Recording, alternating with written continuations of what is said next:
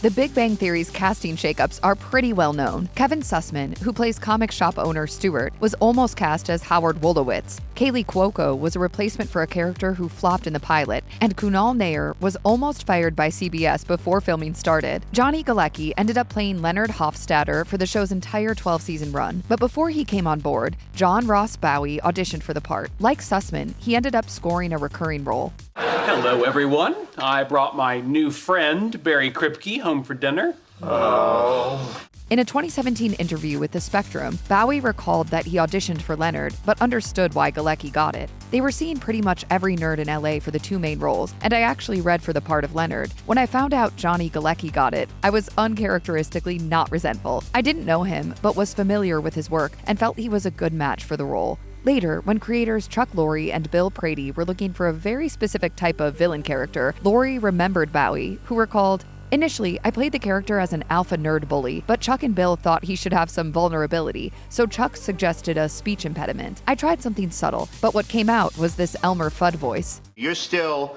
surprise, a woozer." The distinctive voice for the character that ultimately became Barry Kripke came out of that simple suggestion, and even though Bowie told The Spectrum that he thought it was a bit much, Lorre really loved it. Chuck has this very specific laugh and began giggling. I started work the next day. Bowie continued with his thoughts about the character, noting that he thinks Kripke's speech impediment is probably the least interesting thing about him, in that it doesn't define him at all.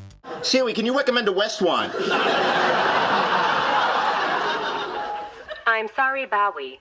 In his ongoing war with Sheldon Cooper, Kripke comes out on top more often than not. For all his flaws, Kripke is not a loser and is incredibly smart, so I think there's something fundamentally empowering about the character. Not only did Bowie help come up with a voice for Kripke during his audition, but the entire character shifted a bit when he came on board. In Jessica Radloff's 2022 book, The Big Bang Theory, the definitive inside story of the epic hit series, Bowie added some interesting details about his audition, including the fact that it was interrupted. Bowie recalls, "There was a knock on the door and someone sticks their head in and goes, 'Chuck, there's a phone call from Leonard Nimoy. Normally, if I get my audition interrupted, I'm livid. This time I was like, listen, we just met, but you should probably go take that.'" Nimoy ended up making an appearance on the show, though in voice only. "Hello again, Sheldon."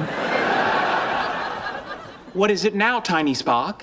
Luckily, the interruption didn't affect Bowie's audition at all. He continued, "And then like half an hour later, I'm driving home, and I get the call that I'm supposed to show up at Warner Brothers the next day, and they want to keep the speech impediment. They've also changed the character's name to Barry because it sounds funnier with the speech impediment." Bowie went to work right away, and the rest is history.